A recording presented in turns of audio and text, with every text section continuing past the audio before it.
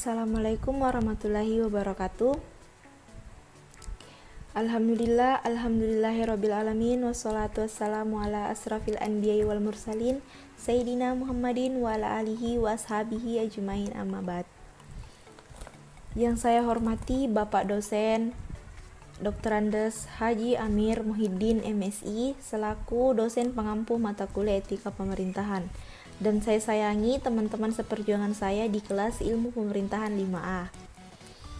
Baik, perkenalkan, nama saya Nadia Sukmawati dari kelompok 2. Di sini saya akan memaparkan sedikit hasil diskusi dari kelompok kami tentang asas penyelenggaraan pemerintahan. Nah, baik, langsung saja. Di sini saya akan memaparkan sedikit tentang asas-asas penyelenggaraan pemerintahan negara.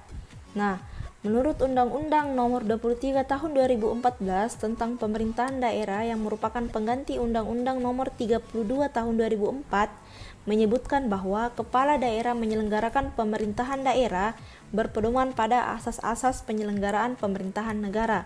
Nah, asas-asas penyelenggaraan pemerintahan negara terdiri atas: yang pertama ada kepastian hukum. Nah, kepastian hukum itu sendiri merupakan asas yang paling penting. Mengapa demikian? Karena asas dalam negara hukum yang mengutamakan landasan, ketentuan, peraturan perundang-undangan, dan keadilan dalam setiap kebijakan penyelenggara negara. Nah, dan yang kedua itu ada tertib penyelenggara negara. Nah, tertib penyelenggara itu sendiri merupakan asas yang sangat menjadi landasan keteraturan, keserasian, dan keseimbangan dalam pengendalian penyelenggara negara. Dan yang ketiga yaitu ada asas kepentingan umum. Nah, asas kepentingan umum itu sendiri merupakan asas yang mendahulukan kesejahteraan umum dengan cara yang aspiratif, akomodatif, dan selektif. Dan yang keempat ada asas keterbukaan. Nah, asas keterbukaan merupakan asas yang membuka diri terhadap hak masyarakat untuk memperoleh informasi yang benar, jujur, dan tidak diskriminatif tentang penyelenggara pemerintah negara dengan tetap memperhatikan hak asasi pribadi, golongan, dan rahasia. Dan yang kelima yaitu hak asas proporsionalitas. Nah, asas proporsionalitas itu sendiri merupakan asas yang mengutamakan keseimbangan antara hak dan kewajiban penyelenggara pemerintah. Sekian pemaparan dari saya, akan dilanjutkan oleh saudara saya yaitu saudara Hairul Amri. Saya persilahkan.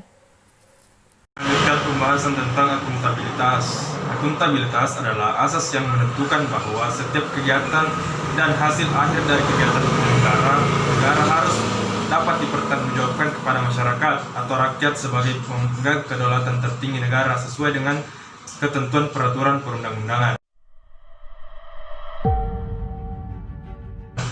Yang kedua, efisiensi. Efisiensi adalah asas yang berorientasi pada meminimalisasi penggunaan sumber daya dalam penyelenggaraan negara untuk mencapai hasil kerja yang terbaik.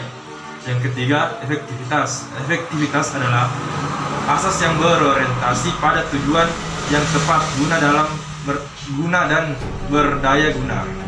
4. Keadilan. Asas keadilan adalah bahwa setiap tindakan dan dalam penyelenggaraan negara harus mencerminkan keadilan sebagai proporsionalisasi bagi setiap warga negaranya.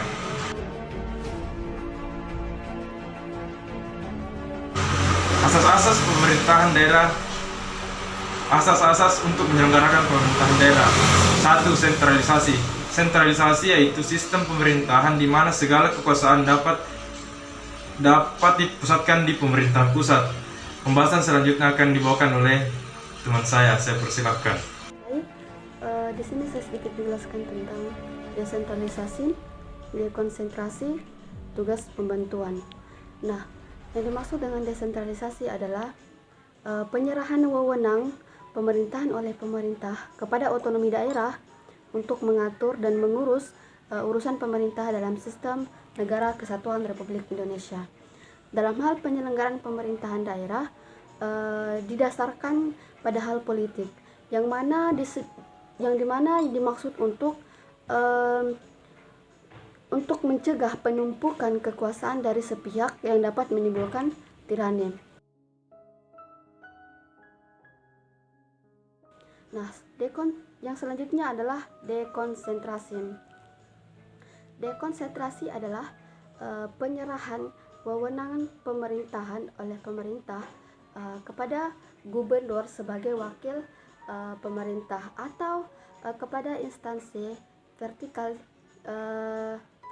di bawah pemerintah. Oleh karena itu terdapat daerah untuk suatu wilayah yang mana merupakan wilayah kerja pejabat yang menerima wewenang sebagian dari pejabat pusat yang disebut dengan wilayah administrasi. Nah, yang ketiga adalah tugas pembantuan. Tugas pembantuan dapat diartikan juga memberi bantuan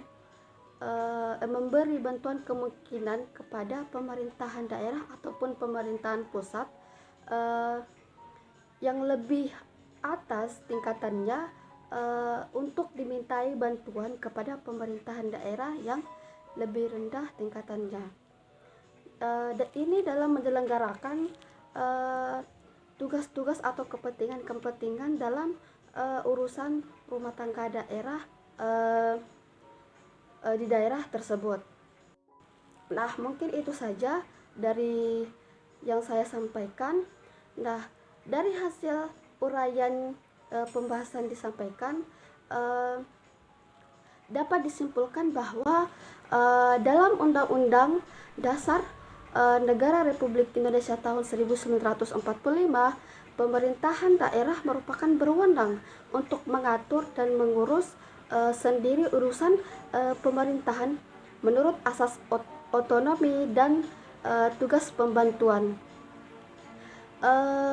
Pemberian otonomi luas kepada daerah diarahkan untuk mempercepat terwujudnya kesejahteraan masyarakat melalui peningkatan pelayanan dan pemberdayaan dan peran serta masyarakat. Dasar pemikiran yang melatar belakangi adanya peran dan serta masyarakat itu dapat memindahkan pengambilan keputusan untuk lebih dekat dengan mereka yang merasakan langsung pengambilan keputusan untuk lebih dekat dengan mereka yang merasakan pengaruh program dan pelayanan. Nah, mungkin itu saja yang bisa disampaikan. Assalamualaikum warahmatullahi wabarakatuh.